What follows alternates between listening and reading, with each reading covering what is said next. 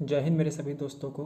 मैं UP police की जो 2025 दिसंबर में 31 दिसंबर की जो वैकेंसी आई उसमें कुछ बातें रखने आया हूँ एज रिलैक्सेशन को लेकर के।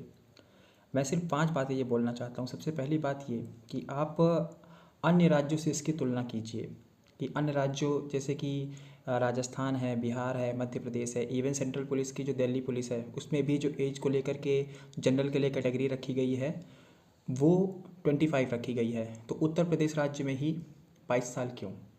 दूसरी, मुख्यमंत्री जी के बार बार आश्वासन देने के बावजूद भी उन्होंने बार बार सब बच्चों को ये बोला कि हाँ, हम इस बार की वैकेंसी में बच्चों को 3 साल की छूट देंगे, जो कि एक जायज़ है क्योंकि वैकेंसी पीएससी वगैरह की 2018 से लेकर के अब तक एक भी बार नहीं आई है।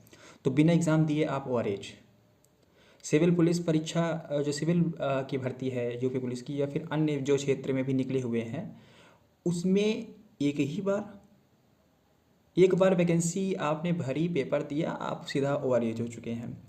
उसके बाद जो इतने लंबे तीसरी बात तो ये है कि जो इतनी लंबी गैप थी, एक वैकेंसी तब से लेकर के सिर्फ एक वैकेंसी आई है, इतने लंबे जो गैप थी उसका ज़िम्मेदार कौन है?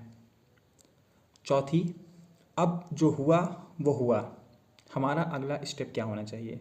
अगला स्टेप अभी के लिए तो सिर्फ इतना समझ में आ रहा है कि हमें इस समय पर ट्विटर कैंपेन का साथ लेना चाहिए और अपनी सिर्फ एक छोटी सी मांग नहीं कि हाँ, हम 3 साल के लिए सिर्फ एज रिलैक्सेशन मांग रहे हैं। अब इस बात को भी रखना चाहिए कि हाँ, यूपी में ही क्यों 22 साल की उम्र दी जाती है, बाकी भी राज्यों में ऐसा क्यों नहीं होता है?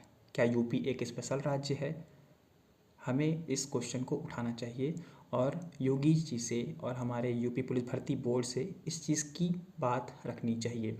और सबसे मेन स्टेप जो फाइनल मैं आपको बताना चाहूँगा, इस समय पर ज़्यादा से ज़्यादा ट्विटर कैंपेन करिए क्योंकि ट्विटर कैंपेन ही एक ऐसा रास्ता है जिसके ज़रिए हम इस समय पर एज रिलैक्सेशन बच्चों को दिलवा सकते हैं और वो यूपी पुलिस में भर्ती होने का जो उनका सपना है उसको साकार कर सकते हैं। आपकी राय क्या है?